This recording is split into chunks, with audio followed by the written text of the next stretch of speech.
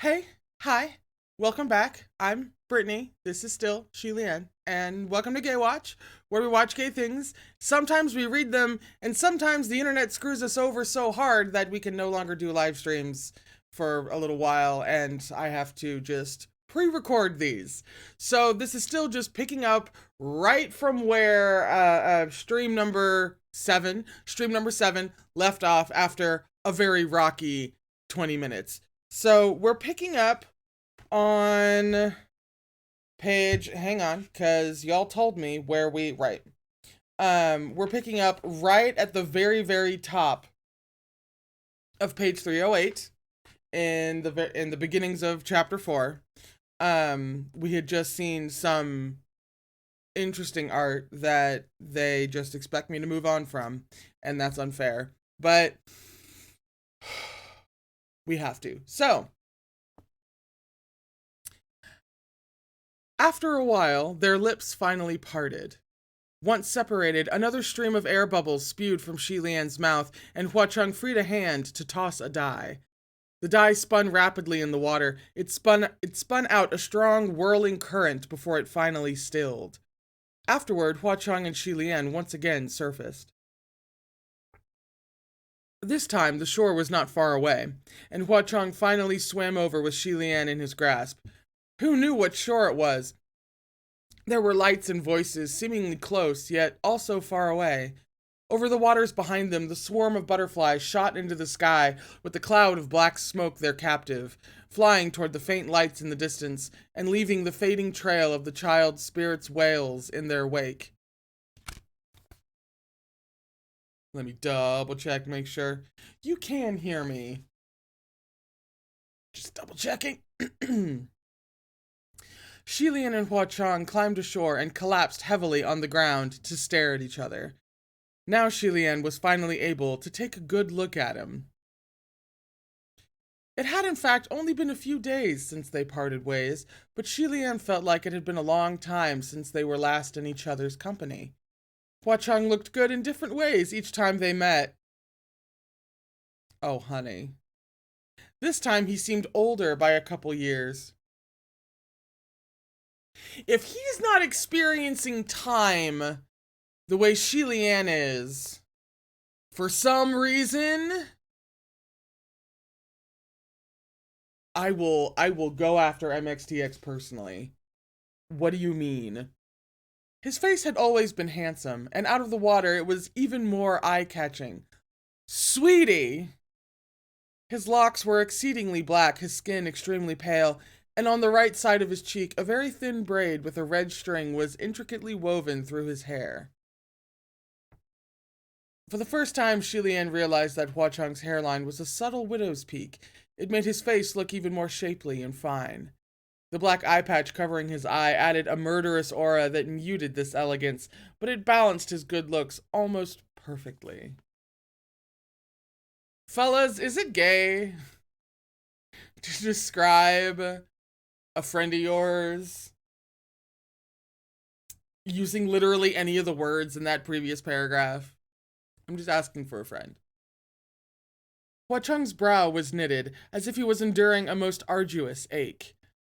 He gasped a few times before he opened his mouth to speak, his voice distinctly lower than before. His voice is already low. How low can he go? Gotta take a sip of tea before I try to do this voice.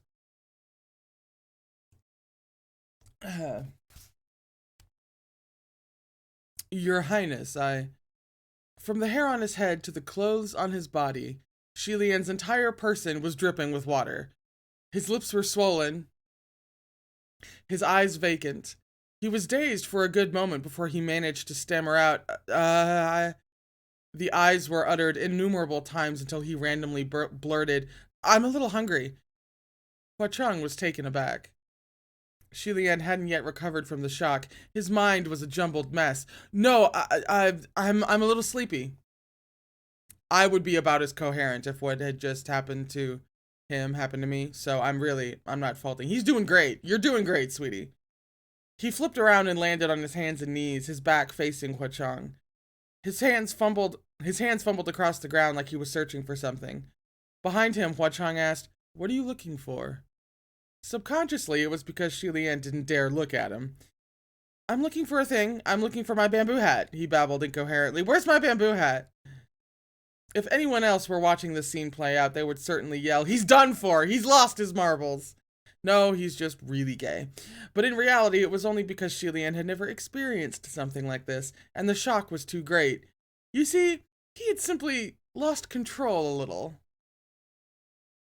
Shi Lian crawled around on his hands and knees as he continued to mumble to himself, shuffling away with his back still facing Hua Chang. I can't find it. I'm leaving now. I'm going home to eat. I need to go collect some scraps."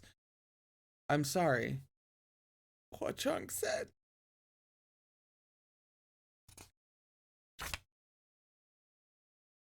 Sensing that the voice behind him was coming closer, Shi Lian jumped to his feet and cried, "I'm leaving now!"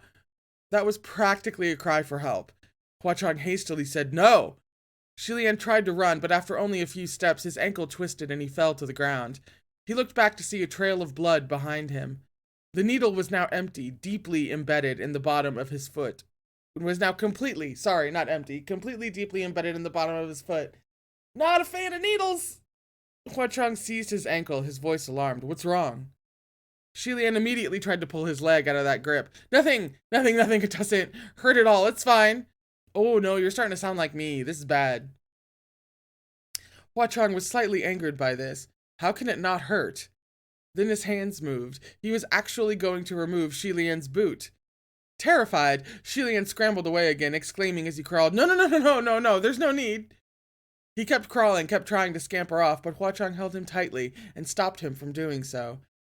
The chaos finally caught the attention of everyone else on shore, and in a racket as noisy as the beating of drums and gongs and other hellish clamor, a squawking crowd of who-knew-what kind of weirdos surrounded them. "Who goes there? Who dares? Don't you know what this place is? Are you done with life, or do you want to die again? Holy crap, ain't this Chengju?" The crowd of ghosts immediately hollered in unison, "Good day, your old lordship!" Oh no. Shi Lian let out a wail in his head, wishing desperately that he could cover his face with his hands. This was Ghost City. Oh god. Of all the gin joints in all the world. There were a number of ghosts in the crowd, who he remembered seeing the last time he came by. Shi Lian even saw a familiar hogshead. He and Hua Chang were surrounded by countless humans and ghosts alike, watching them. They were drenched from head to toe, and Hua Chang still had Shi Lian's ankle grasped in his hand, not letting go. This was such a shocking scene that it finally snapped Shi Lian out of his tizzy. Once the crowd of ghosts recognized Hua Chang, they became even more excited, shouting their encouragement. "Chengju, are you trying to rape someone?" "Oh, yeah, actually, now that I think about it, from that perspective, that's not an unfair question. And also, given the fact that we're in Ghost City, what this ghost says next also makes a terrifying amount of sense. Do you need help? We'll hold him down for you." "Beat it," Hua Chang furiously ordered. The crowd of ghosts hastily beat it. However, even if they had only watched from afar and hadn't dare come close, I'm tripping over everything, I'm too excited, and hadn't dared come close, Shi Lian still wanted to just pass out and end everything. This was because Hua Chang had risen to his feet, bent down, and gently swept Shi Lian up into his arms to carry... Where's that art? I mean, granted, if you had to choose only one image to make art of in this entire sequence, I appreciate, obviously, the one that we got. However, I just need all the art, so I'm going to be unrealistically demanding in that sense.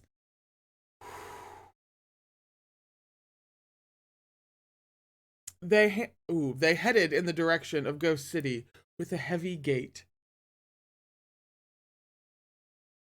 Shi Lian was still dressed in women's clothing, and he could only be grateful that the pillow was no longer stuffed up his skirts. Otherwise, they would paint an even more frightening picture. But that frightful thought finally brought him completely back to the present. He squirmed a bit in Hua Chung's arms without success, then cleared his throat softly. Senlong, I'm sorry, I sort of lost my head just now. How embarrassing.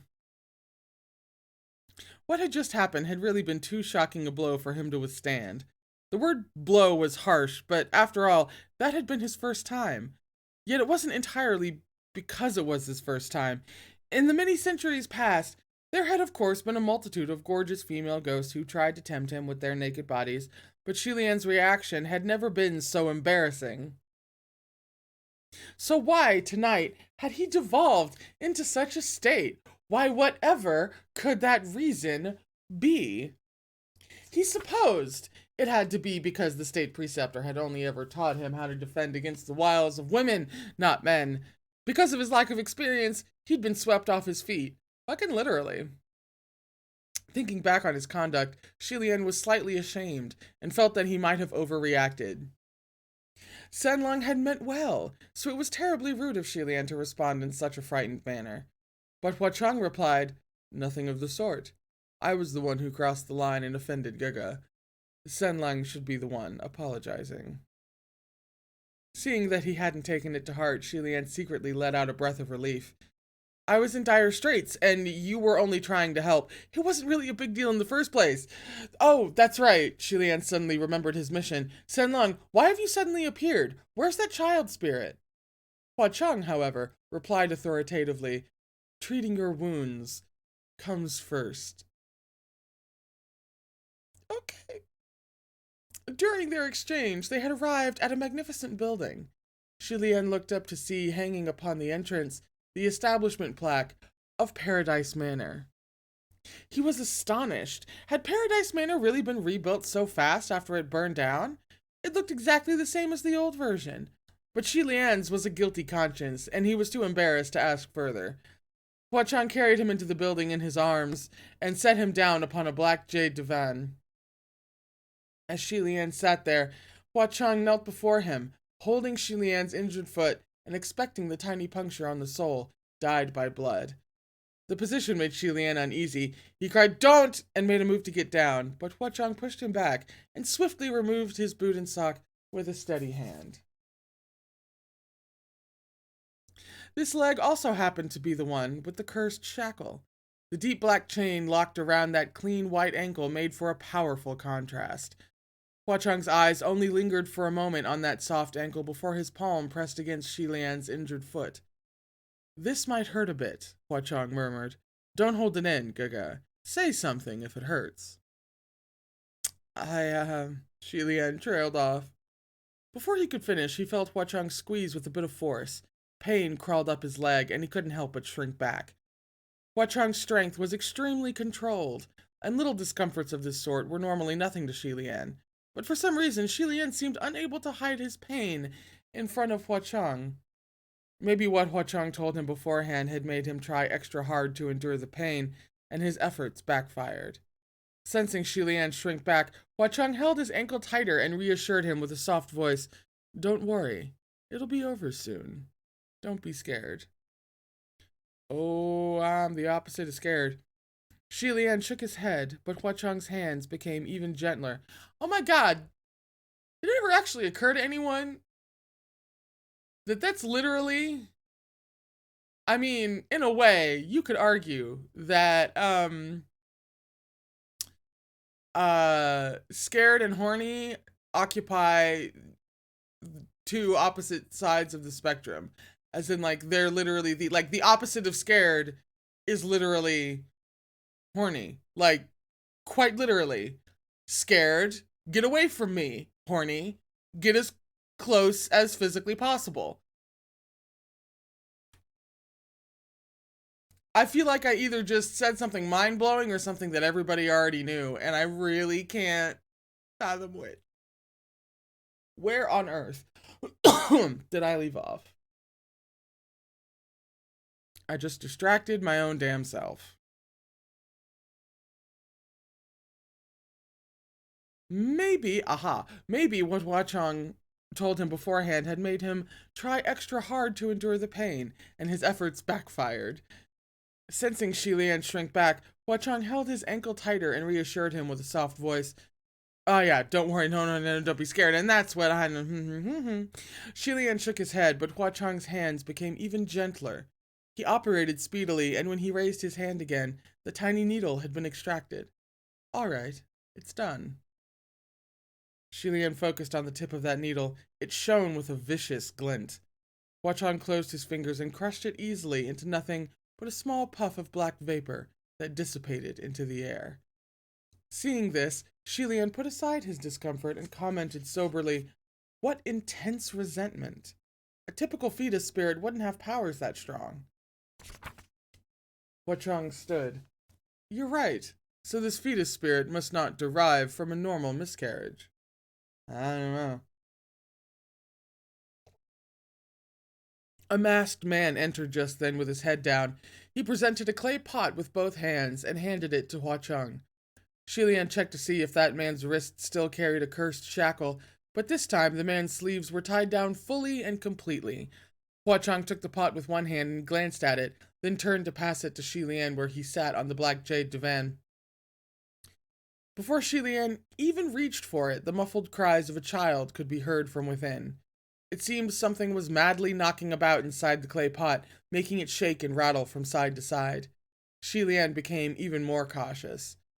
When he took the clay pot, he peeled up a small corner of the seal and peeked in. A dreadful chill rushed up his spine. Inside the pot lay something that resembled a fetus.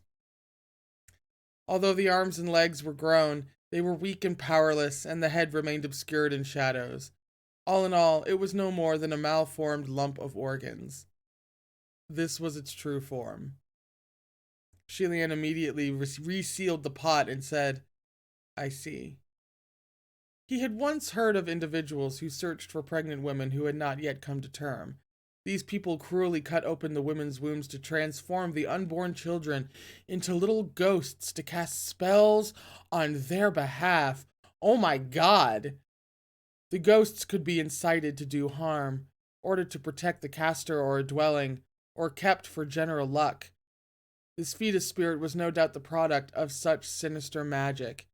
Its mother was almost certainly one of Shi Lian's worshippers, or his protection charm wouldn't have been tucked inside the clothes of that unborn child. Fuck. Shi Lian hummed, then said, "This fetus spirit was captured by San Lang, but would you mind if I take it with me to investigate? I encountered it before at Mount Yujun, so this is the second time it's appeared before me. I don't know if it's mere coincidence or if there's a connection." "If you want to take it, then take it," Hua Chong said. "Even if I didn't make an appearance, you would have captured it." Shi Lian chuckled. "Be that as it may, Sen Lung caught it effortlessly, much more so than if I were to try. Bat your eyelashes when you say that." It was only an offhand comment, but Hua Chong remarked, "Is that right? And if I hadn't come, how did you plan to capture it? Take it into your stomach, then swallow your sword?" He had actually hit the nail right on the head. There was no trace of displeasure on Hua Chong's face, but Shi Lian somehow sensed that Hua Chong might be a little peeved. Instinct told him that if he didn't answer truthfully, Hua Chong would become angrier. Just as Shi Lian was thinking of a response, he suddenly felt his stomach shrink slightly, and without thinking, he said, "I'm a little hungry." It was only after the words had left his lips that Shi Lian realized he'd said anything at all. Embarrassed by the reaction on Hua Chong's face, Shi Lian explained himself honestly, "This time it's true." A moment later, Hua Chong finally snorted and laughed out loud. Once he laughed, it was as if all of Shi Lian's clouded gloom dispersed, and he sighed in relief. "God, guys, get a room!" Hua Chong, in comparison, was half laughing and half sighing as he nodded. "All right." Hua Chong wanted to host Shi Lian and set out a feast at Paradise Manor, but when Shi Lian heard feast, he knew it'd be far too much of an event. He suggested instead that they go out for a stroll and find something to eat at the same time.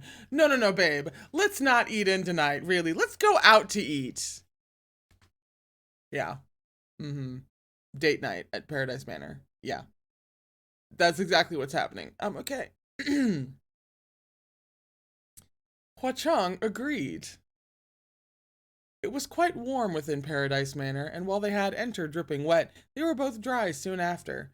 But it would be awfully conspicuous for Shilian to stroll around in women's attire, so he borrowed a set of clean white robes from Hua Chang. Afterward, they set out. Even after walking for quite a distance, the fetus's spirit wailing was still audible, its cries of mom tearing through the air with dogged tenacity. However, Ghost City was resonant with a wicked racket of its own, so the din drowned out its cries. Wicked racket. An excellent phrase, and the name of my college band. It was all explicitly wicked covers. The main street of Ghost City was as extraordinarily bustling as always, and on either side of the street, stalls sold specialty snacks. Although the ghosts running the stalls were the same as last time, their attitude towards Shilian was completely different. As Hua Chang walked next to him, shoulder to shoulder, the bizarre-looking stall owners came out to greet them with smiles, bowing almost halfway over and fighting one another to offer welcome. It reminded Shilian of a certain idiom, the fox assuming the power of the tiger. Ooh, this has a footnote. That's an expression describing a weak individual who appears strong only because they're accompanied by someone powerful. That is hyper specific, but a really good saying. Thank you, China.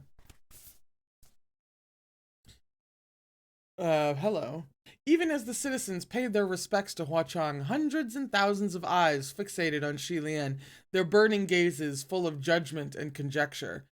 Just who was he, to be able to walk side by side with the Lord of Ghost City? This made Shilian wonder if maybe he had made another mistake. Hua Chang seemed quite at home here, standing before the eyes of millions as a sturdy rock in the flowing pandemonium of the current. He asked Shilian, "What do you want to eat?" Shilian wanted to end things quickly. Finally seeing a stall that was selling something not too awfully weird, he said, "Let's go with this one." However, Hua Chang said, "Not this one." Why? Shilian was curious. Hua Chang didn't say a word, but gestured for him to look inside. Shilian took a look, and when the stall owner saw them stop, he rubbed his hands excitedly as if waiting to welcome them.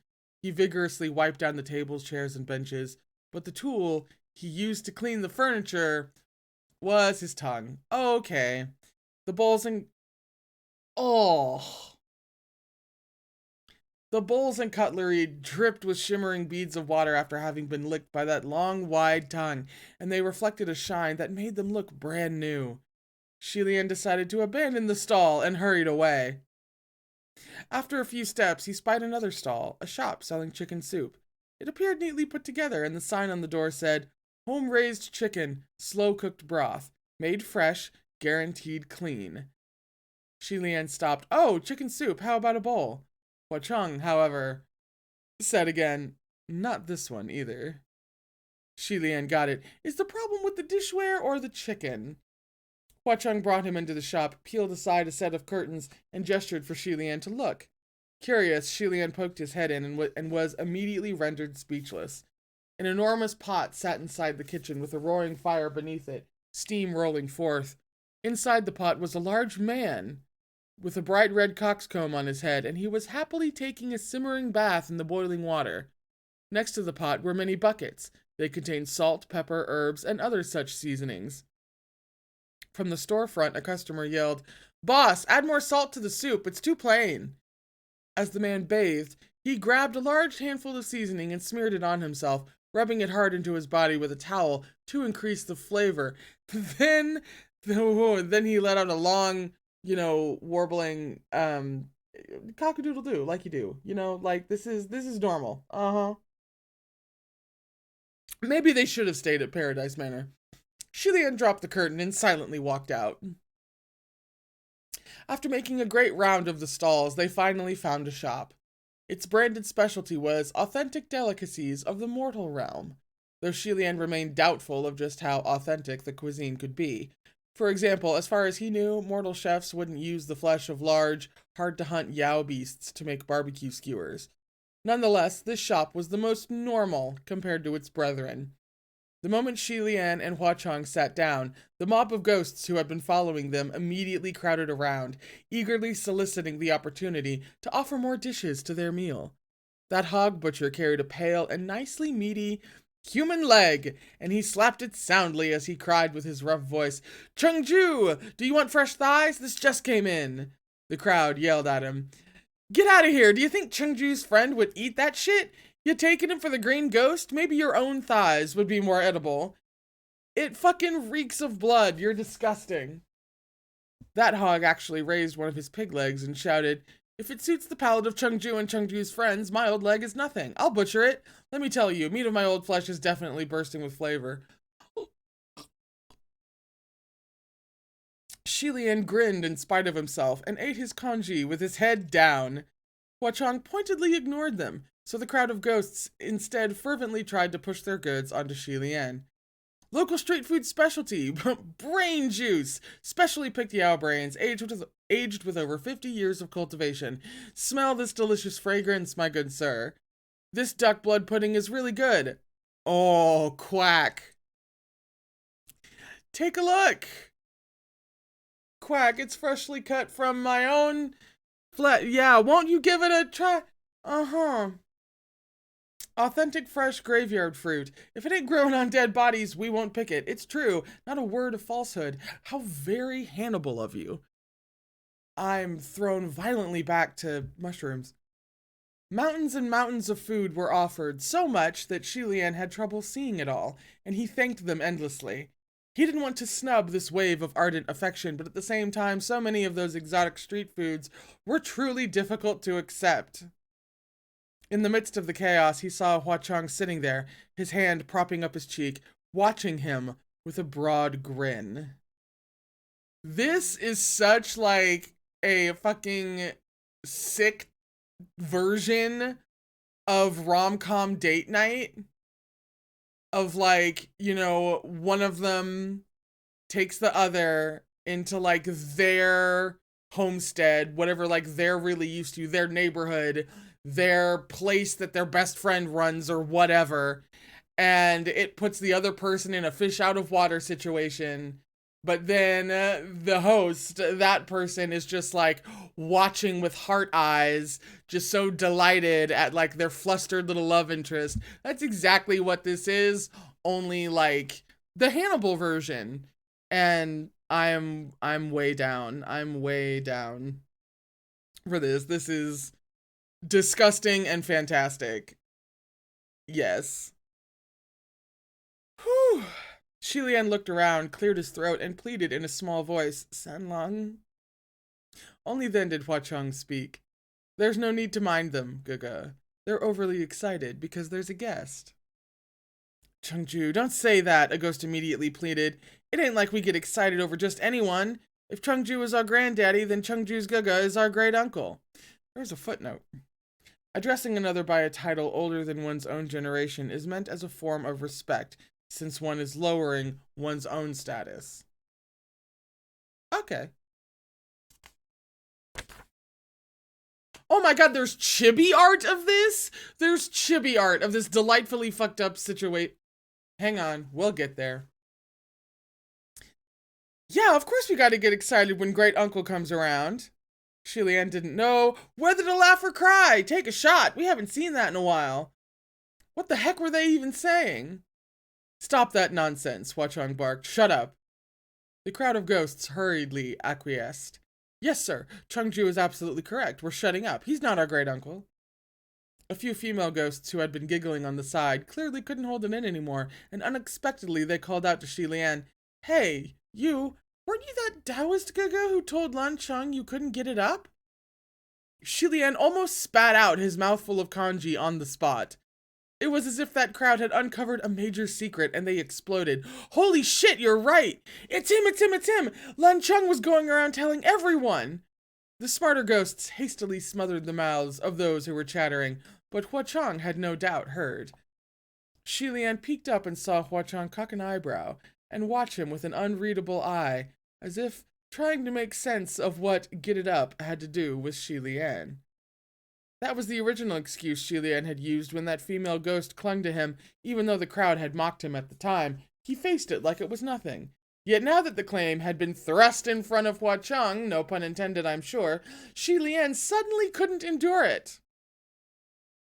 He was so embarrassed that he desperately wished he could choke himself to death with his kanji. Shi Lian began. Oh, wait, sorry. Art, I didn't forget. Look at this cute, adorable art of that pig, like, wanting to offer his own leg. Isn't that adorable? I mean, Hua Chang and Shi Lian are legitimately adorable. Like, oh my god, the look of adoration on Hua Chang's little chibi face.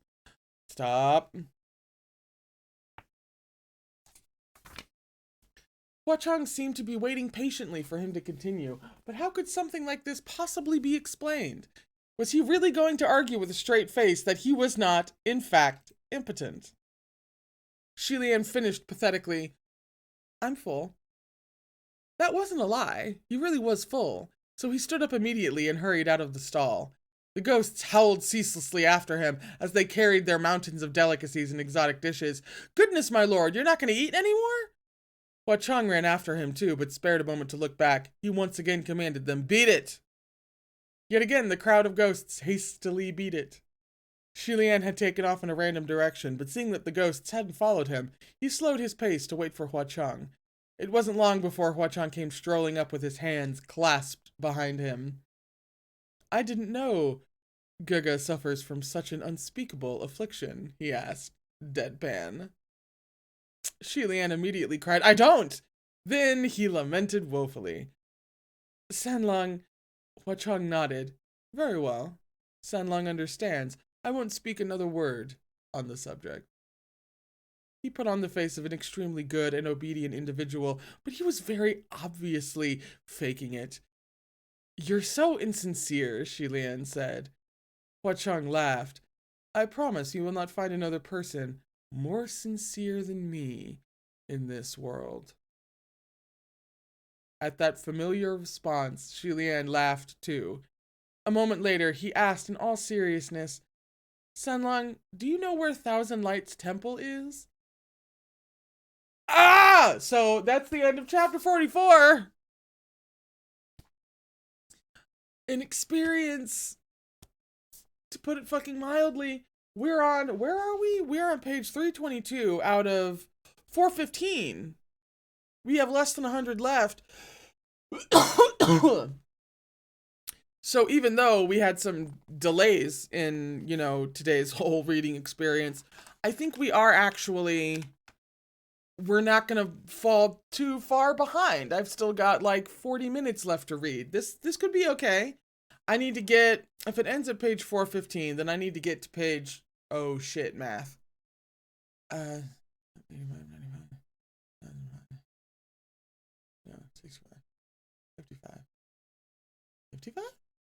55? I would need to get to page 355? No, 65. 55-65, we'll call it. In order to be within easy reach of the end for Thursday's reading session. We could do it. Let's see. Chapter 45. To compose in French. To compose in Nuit Blanche, fragrance added by red sleeves. The title has a footnote. Fragrance added by red sleeves is a verse from a Song Dynasty poem depicting the arrival of an elegant beauty while the scholar studies through the night. The fragrance refers to incense and red sleeves to the beauty. The art of incense is delicate and time-consuming, so this paints an ambience that is warm, sweet, and long-lasting.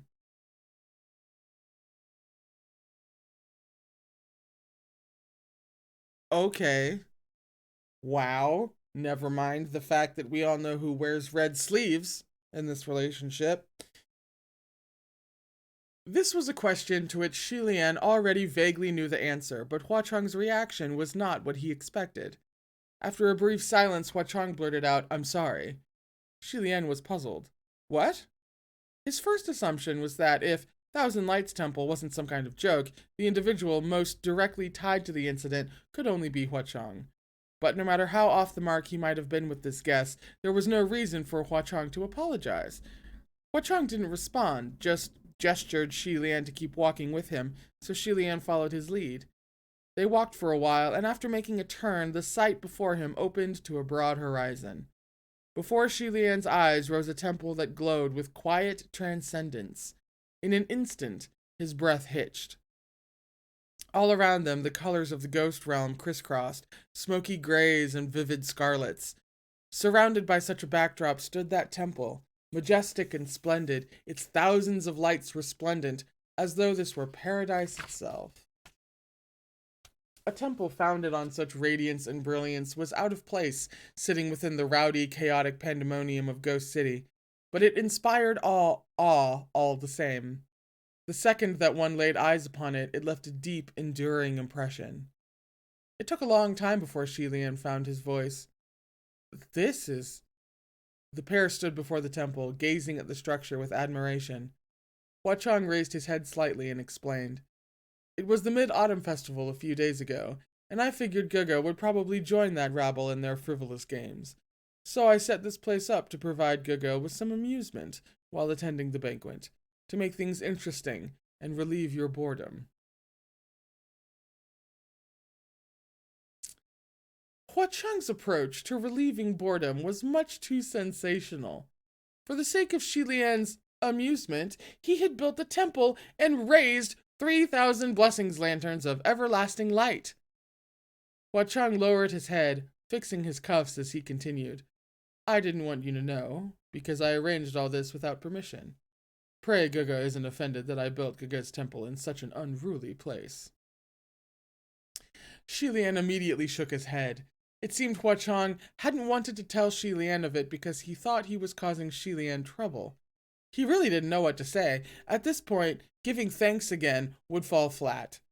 Thus Shi Lian steadied himself, drew in a deep breath, and proceeded to admire this Thousand Lights temple with renewed care. A brief moment later, he tilted his head and asked, This temple is a singularly beautiful work of architecture, and massive as well. The artistry and craftsmanship of its edifice is divine. It couldn't have been constructed in mere days. Sanlung, you didn't build this only recently, did you? Hua Chang smiled. Of course not. Gaga has a good eye. This was built a long time ago. I never found a use for it, so I had it hidden away. No one has ever been allowed inside. I'll have to thank Gaga for finally giving it purpose and allowing it to see the light of day. Shi Lian was surprisingly relieved to hear this. If it had been built a long time ago for some other reason, but never properly settled into a use, then it had only been adopted for convenience's sake. If Hua Chang really had constructed a temple just for Shi Lian, he would feel even more uneasy. Of course, with Hua Chang's personality, it could very well have been built solely to amuse himself. Although Shi Lian was quite curious as to why Hua Chang would construct a building that so vastly differed from the rest of Ghost City, he contained the impulse to ask. Damn it. I want him to ask. It wasn't a good habit to pry, lest one accidentally ask what one shouldn't. Want to go in and take a look? Hua Chang asked. Of course, Shi Lian answered cheerfully. Side by side they entered the temple, leisurely strolling down the jade stone path. The interior of the temple was spacious and bright, but it didn't have a divine statue, nor any cushions for worshippers to kneel upon. This was built in a hurry, so there are many careless and thoughtless elements, Hua Chang explained. Pray, Gaga forgives me. Shi Lian grinned. Not at all. I think this is very nice. Very, very nice. It's good that there isn't an idol or cushions, and best if there won't ever be. But how come there's no establishment plaque? He wasn't calling Hua Chang on a fault. It was just that even the jade stones paving the temple paths were meticulously engraved with Thousand Lights Temple. But the establishment plaque above the entrance was missing. Naturally, it couldn't have been a simple oversight, hence Shilian's curiosity. Huachong chuckled. It can't be helped. There isn't really anyone around here who can write. Just think of that crowd earlier. It'd be impressive if they could even recognize letters. Does Guga like any particular calligraphy masters? I'll invite them over to help compose the plaque. Although, in my opinion, the best solution would be for Guga himself to draw up a sign and hang it over Thousand Lights Temple. That would be more than splendid.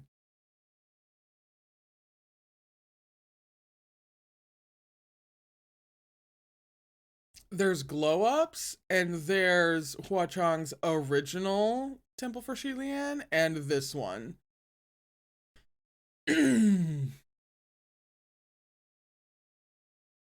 I'm once again thrown. There we go. As he spoke, he pointed to the altar in the great hall. This jade altar table was exceedingly long and wide, and various offerings and an incense burner were neatly placed upon it. There were even brushes, inkstones, and paper, providing an air of scholastic elegance. The pair approached the table, and Shilian asked, "Why doesn't Sanlong compose one for me?" Huacheng's eyes slightly widened at the suggestion, like the thought was unexpected. Me? Yeah, Shilian replied. Huacheng pointed at himself. You really want me to write? Shilian noticed his discomfort and asked, Will it trouble Sanlong? Huacheng cocked an eyebrow and replied, No, it's just... Seeing that Shilian was waiting for him to answer, he clasped his hands behind his back and continued, somewhat helplessly, All right, it's just... I don't write well. Now this was something new. Shilian truly couldn't imagine there was anything Huacheng couldn't do well. He smiled. Oh really? Will you write something and show me? Are you sure? Huacheng asked once more. Shilian took out a few sheets of blank paper, laid them neatly upon the jade altar table, and attentively flattened them. He then picked a fine-looking, new word, new Chinese word, who dis? I think it's really Zihao, because there's no H following the Z, so it's not the kind of J-ish sound. I think it is just Zihao. That's my best weakly educated guess. A fine-looking Zihao brush made of brown rabbit fur and placed it in Huacheng's hand. Come. As Shilian had prepared everything, Huacheng relented. Fine, but don't laugh. Shilian nodded. Of course. Thus, Huacheng took the brush and started writing, assuming a serious air. Shilian stood next to him and watched, but the more he watched, the more unreadable his face grew. Shilian genuinely wanted to hold it in, but he failed. As Huacheng wreaked mad havoc on that paper, he chided Shilian half in warning and half in jest. Gaga. Shilian immediately schooled his expression. My bad. Really, really. I cannot. He didn't want to laugh, but what could he do? Huacheng's writing was just too funny. Of all the crazed brushwork Shilian had ever witnessed, none could measure even halfway to Huacheng's wild script, a wildness that carried a wicked whirlwind of malevolence. Ooh! More good words piled on top of each other. If any calligraphy teachers saw it, their eyes would roll back and they'd perish on the spot. After a long time, and with immense difficulty, Shilian managed to make out sea, water, peak, clouds, and other such words through the scrawl. He guessed Huacheng must be writing, After seeing the vast sea, no water can compare. Scattered from the peak of Mount Wu, there are no other clouds. Which has a footnote. No. This poem is called Ache of Separation.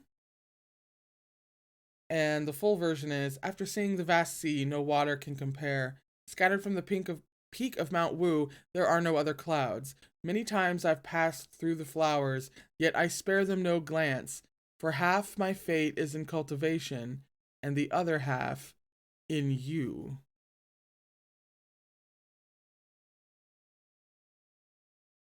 Okay, I can see why they wanted me to know that.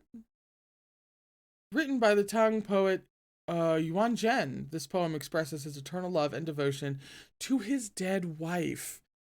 Mount Wu is a mythical place, and its usage in this piece alludes to an idiom, the colorful clouds surrounding Mount Wu, which means rendezvous of lovers. Holy shit. And he just scrawled that out.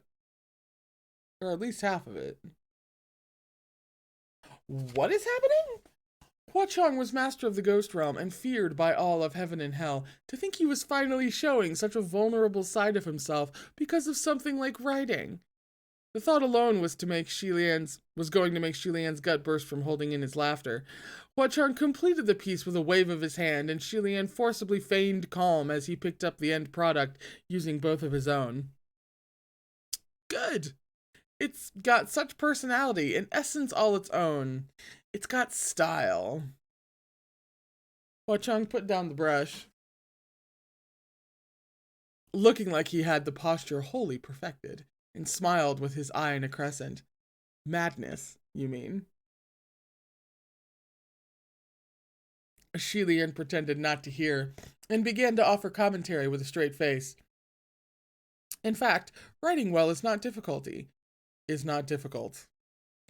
What's difficult is writing with a unique style. If one's calligraphy only looks good in the same way that thousands of other works look good, then it's nothing more than common. Senlong has a good foundation, the flair of a master, a daring spirit that conquers the world. There were two other idioms that followed: broken land, armies, and turmoil.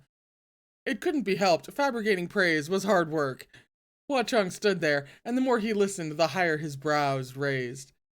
Really? He asked doubtfully. When have I ever lied to Senlong? Shi Lian asked. Hua Chong calmly and languidly added a few incense blocks to the small golden vessel on the side, and in the midst of that fresh, faint fragrance, he continued with an air of nonchalance. I do want to write well, but there's no one to teach me, and I don't know if there are any tricks to the art. Please, for the love of God, please. He had certainly asked the right person. Shi Lian hummed and replied, There's really no trick to it. Just... Shi Lian considered it. But in the end, he felt he couldn't explain everything he wanted to with words alone. So he shuffled closer to pick up the brush himself and wrote the last two verses of the poem Hua Chong had started. It was done in one breath, and after staring at it for a moment, he sighed a rueful chuckle. How shameful. I haven't had much chance to write in many years, so I'm not as good anymore. Hua Chong stared at the four verses that looked as vastly different as heaven and hell. The style of the characters foreign to each other, especially the last two verses that Shi Lian had added to finish the poem. Many times I've passed through the flowers, yet I spare them no glance, for half my fate is in cultivation, and the other half in you. He connected the verses together and read them a few times, his eye twinkling and unmoving from the page. It was a while before he looked up. Teach me. Well, I dare not lecture, Shi Lian said. Thus, he began to give Hua Chong a detailed introduction to calligraphy without holding back, providing insights in all that he'd learned from practice in his younger years. They were surrounded by subtly perfumed air and brilliant lights. Within the great hall, their chatter was low, light, and leisurely. Shi Lian lectured earnestly, and Hua Chong listened intently. It painted a soft picture. After a while, Shi Lian prompted him. Why don't you try again? Hua Chong agreed obediently and took the brush from his hand to write another few characters, his expression serious.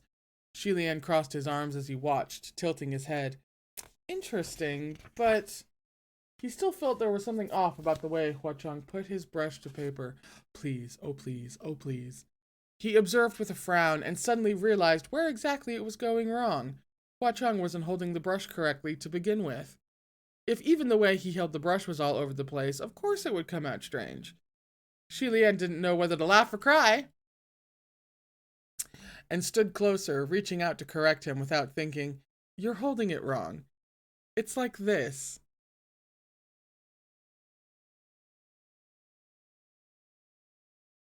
Just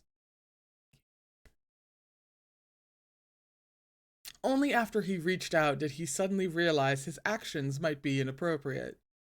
He wasn't an elderly teacher tutoring a young disciple, so to instruct Huacheng by guiding his hand might be overly familiar. However, since the hand was already out, there was no reason to pull back rashly. He'd only appear overly self-conscious. So after some hesitation, Shilian didn't remove his hand. He remembered the gambler's den. Oh, don't we all? Hadn't Huacheng taught him how to roll dice like this, hand on hand?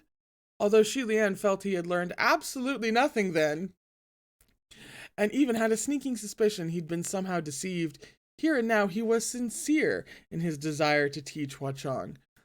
Thus, Shilian's warm palm relaxed as it pressed close against Huacheng's cold hand. With a gentle hold, he led Huacheng's hand to guide the brush across the paper, whispering, like this. He sensed Huacheng's brush growing wilder under his hand, so he pressed down a little more to firmly control and correct its path. It didn't take long before it veered further off course, resisting the control, so Shilian had to grasp tighter. The characters drawn through their power combined were crooked and twisted, unseemly and ugly, and the more Shilian guided, the more he felt something was off. Finally, he couldn't help but gape at the results. What? The ink on the paper had run tyrannically askew. As if this were a successful, silly prank, Huacheng snickered softly, leaving Shilian exasperated. Sanlang, don't be like this. Learn properly. Write properly. Okay, Huacheng obediently acquiesced.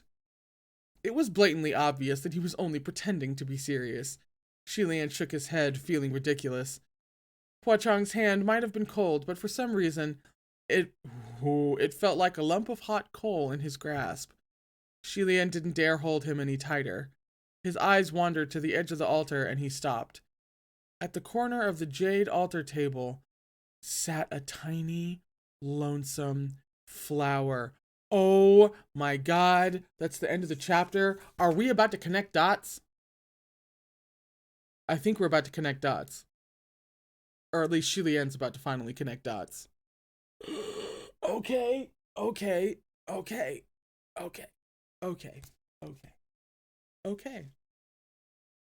Everybody chill the fuck out. It's alright. Chapter 46. Bizarre trick to open doors. Ghost feed is stolen. That's the last thing we need, man. Man, we were supposed to start putting dots together. Supposed to connecting. No? Shit. A far-gone memory surfaced in Shilian's mind, and he was momentarily stunned. It was like a dust-covered picture, but when he tried to wipe it clean, it remained blurry. Unspeaking, he frowned and loosened his grasp to pick up that flower. Huacheng put down his brush as well and slowly began to grind some ink. What's wrong? Shilian smiled. Nothing, just this flower's scent is refreshing. I've always liked this sort. Offerings of flowers in temples and palaces were far from rare. However, most devotees offered large, fresh bouquets of bright red or purple blossoms, or handcrafted imitation flowers that never wilted. After a pause, Shilian said, Could this be the flower which Crimson Rain sought? Wait.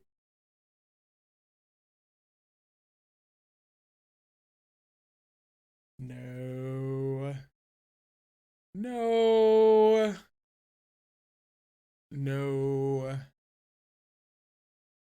No.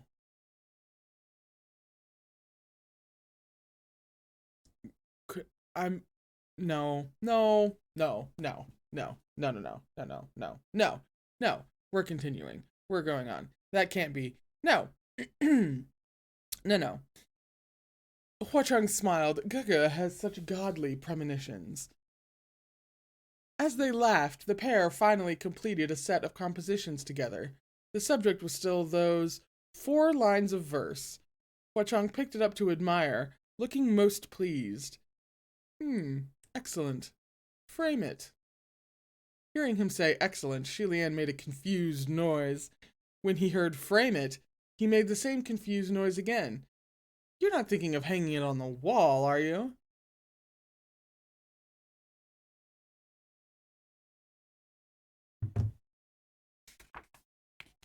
If Shilian's deceased teachers ever discovered his involvement in such a set of compositions, they'd probably rise from the dead out of sheer rage. However, Huachang only laughed. No, I'm keeping it for myself. I'm not showing this to anyone. Just then they heard faint screaming from outside. Fire! Fire! Paradise Manor's on fire! Again? The interior of the main hall of Thousand Lights Temple was exceedingly quiet, and since they both possessed better than average senses, the moment they heard, they instantly looked at each other. Paradise Manor again, Shilian blurted out, the words leaving his lips before he realized it was silly to say, again. Unruffled and unhurried, Huachang stowed away the compositions. No need to worry. Gaga, just sit here and relax. I'll be back shortly. As if Shilian could sit back and relax. I'll come with you, he said as he hastily followed, feeling rueful as he thought, how come Paradise Manor gets set on fire every time I visit? That God of Misfortune title was about to be proven true once again. Although this time the fire had nothing to do with Shilian. Being sorry, I don't know, man. Don't count that out. Being sorry for things was by now a habit of his. They hurried back to Paradise Manor, and on the way, the main street was laden with smoke and jammed with little ghosts and monsters frantically running back and forth with buckets of water. When they saw Huachang and Shilian approach, they all called out, Chengju, don't you worry, your old lordship. The fire ain't big. It's already out. Huachang gave no reaction, but Shilian let out a breath of relief. Thank goodness. Thank you, everyone, for your hard work. Shilian gently praised them.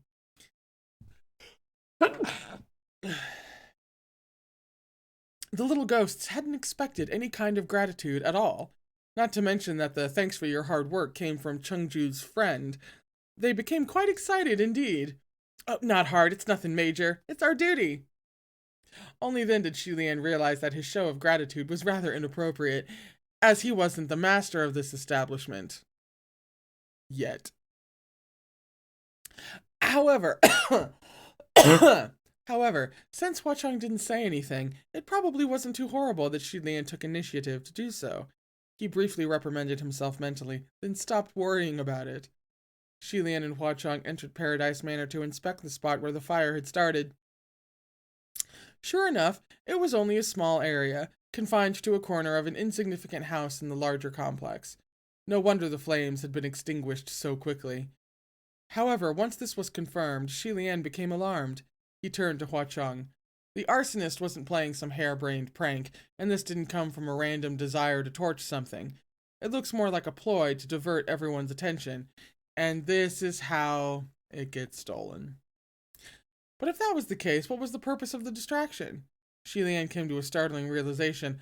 The fetus spirit. When they left Paradise Manor, the wails and cries of the fetus spirit were audible from even far away. The sound of its weeping was sharp and its yowls for Mom clear, but now that voice was gone.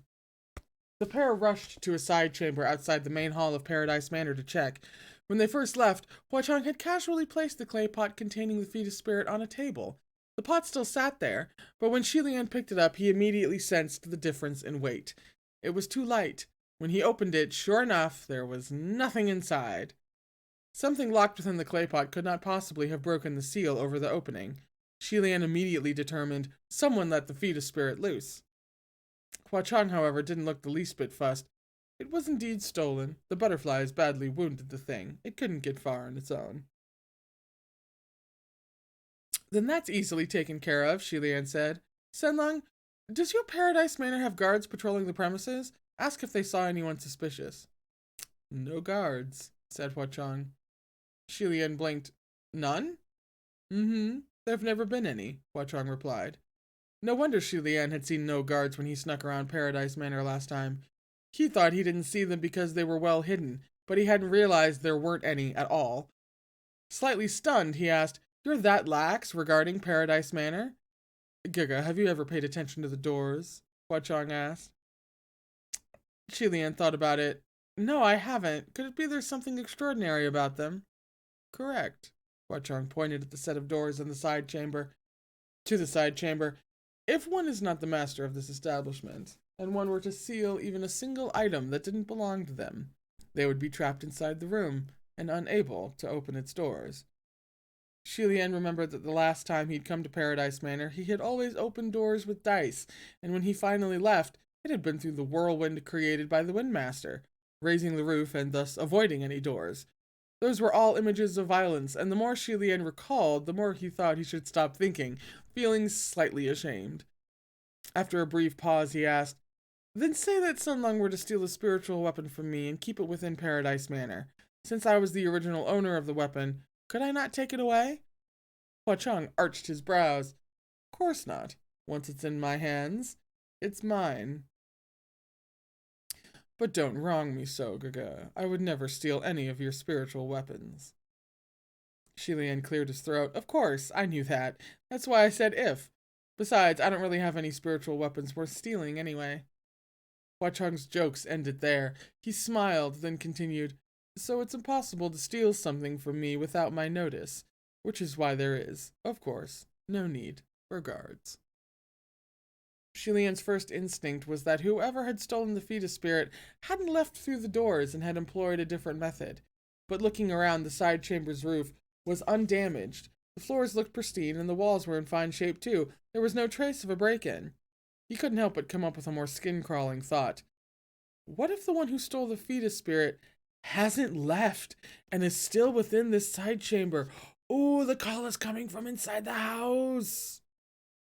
Although there was nowhere in the side chamber to hide, there were plenty of ways to turn invisible. Maybe the thief was near them at this very moment, quietly watching their every move. Shilian peered around, watchful for any abnormal movement in the air. However, his eyes and instincts both told him that neither a third person nor a ghost were present.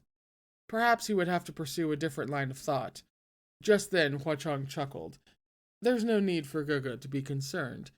I have my way of finding our fetus spirit thief." Hua Chong truly looked like he had a plan. Shilian turned to him, and after a brief moment to consider the matter, he was suddenly enlightened as well. They waited in silence, and their wait was short. The sounds of commotion closed in, and soon a large group of nefarious creatures swarmed outside the side chamber like a flock of squawking birds. "Chengju, what does your old lordship desire, calling us over?" This crowd was close to 1,000 at minimum. Had it not been for the large courtyard and architecture of Paradise Manor, they might not have fit. The one who had brought them was the masked man, and he reported the situation to Hua Chong. "Chengju, everyone who appeared on the streets today should be here. Ghost City is locked down. No one can leave." It was the voice of that young man from last time. Shilian couldn't help but steal a glance at him. The ghosts cried, "Chengju, was the one who set the fire caught? They're saying something was stolen. They're tired of living or want to die again, or what? So insolent, setting fires and stealing shit. They dare mess with Chengju's authority? There's no way Chengju will let him go." Although the crowd of ghosts wasn't talking about Shilian as one who had set this same building on fire, kidnapped someone, and subsequently been let go by Hua Chong, Shilian felt like he'd been shot by countless arrows. He softly cleared his throat, feeling increasingly guilty.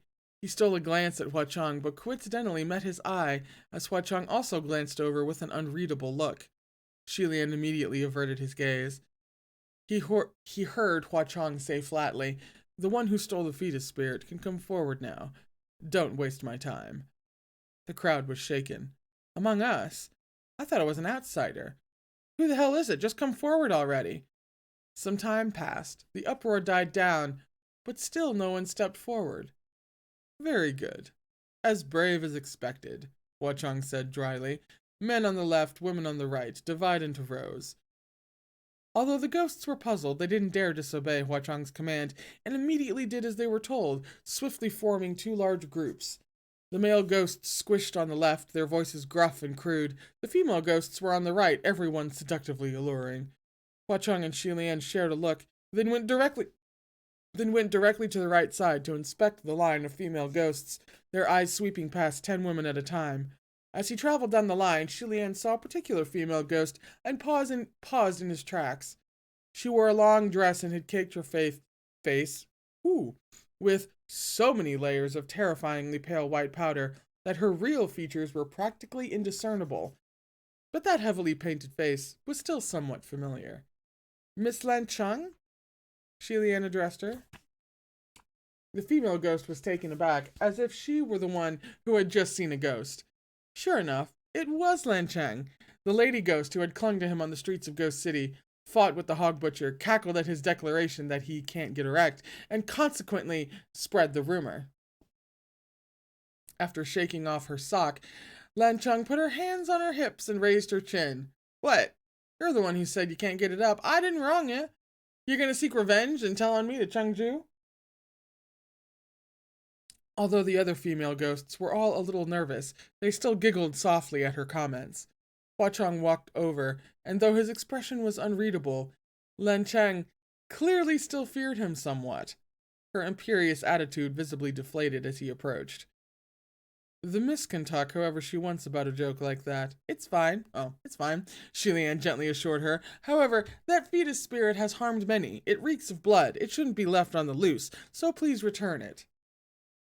Even through the heavy powder on Lan Cheng's face, it was clear that she had gone even paler. She backed away in a hurry, but since she was in a crowd of other ghosts, she didn't get very far before she was caught by a number of hands that thwarted any chance of escape. I don't know what you're saying, she cried in desperation. What fetus spirit? Please return it, Shilian coaxed. Return what? I don't have it. You accusing me of stealing from Chengju? But everyone knows there's no way anything can be taken from Chengju's house. Whatever we take, we can't carry it out. The mob of ghosts agreed. Yeah, that was right. They all knew. Even the hog butcher grumbled as much. Paradise Manor only just caught fire. I haven't left the street all night, Lan Cheng added. If I stole anything, I wouldn't have time to hide it. As she spoke, she opened her arms, showing off her empty hands, and even lifted her dress to prove she wasn't hiding anything. But Shilian pointed out a key piece of evidence. Miss, the last time I saw you, it was freezing cold, yet you still dressed so very lightly. It's a beautiful day today, and you're wearing a long dress. Are you considering a change of style, or are you hiding something? The ghosts hadn't noticed this until he brought it up. Lan Cheng usually dressed in an extremely revealing fashion. When Shilian said very lightly, he was being polite. While flouncing about the streets, Lan Cheng usually left her chest almost fully exposed. However, today she wore a long dress that thoroughly covered her legs and waist. Exceedingly strange indeed. Besides, when Hua Chong showed Shilian around Ghost City streets earlier, they had been surrounded by that hollering crowd of ghosts who wanted to stuff them with delicacies. Yet they had seen neither hide nor hair of Lan Cheng, who normally loved to strut about and cuss at everyone on the streets while passionately proclaiming to all in sight, "It's not me, he's the one who can't get it up." The crowd immediately grew restless. You didn't take what didn't belong to you, you only took what was once part of you, Shilian explained slowly. Right now, the fetus spirit is in your belly. What? If the fetus spirit thief had no other way to leave and wasn't lurking inside the side chamber, that left only one explanation. The thief openly left through the front doors. Had the fetus spirit been carried to term, it would be a child, an independent person. However, the fetus spirit was forcibly removed from its mother's room before it reached that point. Therefore, if its mother stuffed it back into her belly, then naturally it would qualify as something that belonged to her. Rather, it could be said that the fetus spirit was no different from a piece of her own flesh, a part of her body. After all, the blood bond between a mother and child was thick. Under the circumstances, they were but one body, so the mother could of course leave Paradise Manor openly and unharmed. The way this bitch constructs... End of sentence. Therefore, the one who stole the fetus spirit had to be a female ghost, and the mother of that child. Locking down Ghost City and calling forth all the female ghosts who had been on the streets before and after the fire would therefore surely lead them to the culprit. Hua Chong must have realized all this the moment they entered the side chamber. Shilian was quite sure of it. Suddenly, Lan Cheng let out a great shout and seized her own belly in a mad fit. Miss? Shilian exclaimed. Lan Cheng's face was ghastly pale, and she couldn't utter a single word. All of a sudden, it was as if something in her belly exploded. Her previously flat stomach swelled into an enormous ball, almost ripping her long dress apart, as rolls of black smoke seeped out through the seams.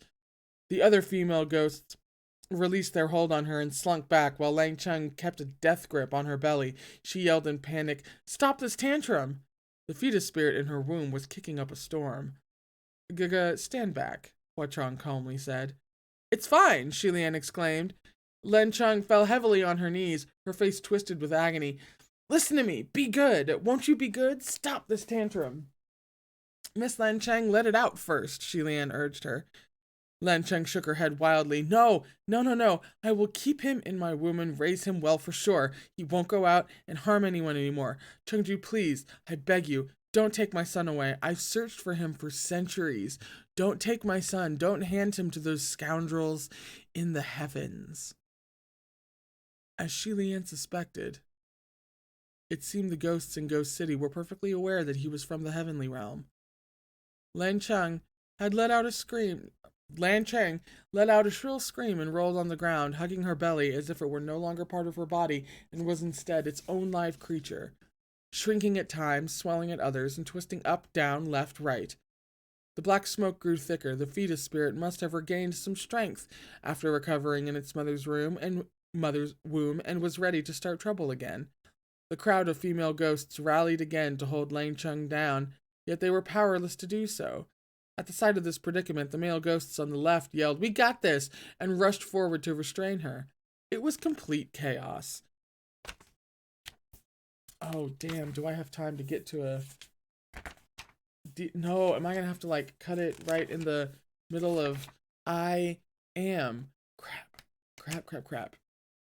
Because, yeah, it's time for me to stop. And we're right in the middle of everything. Oh, crap. Okay.